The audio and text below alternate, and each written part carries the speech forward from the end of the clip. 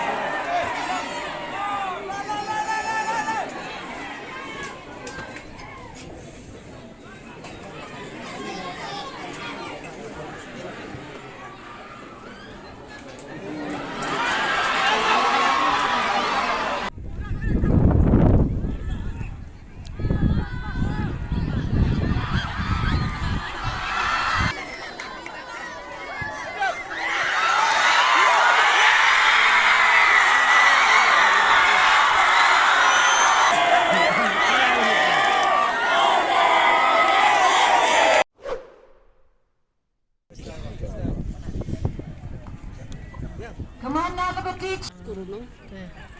Lana ni sila. 17 girls category. Unity women are represent here this school Nandong. Let us all give them a big round of applause. Osnya bao ega trophy. Chaka kiang nang ba.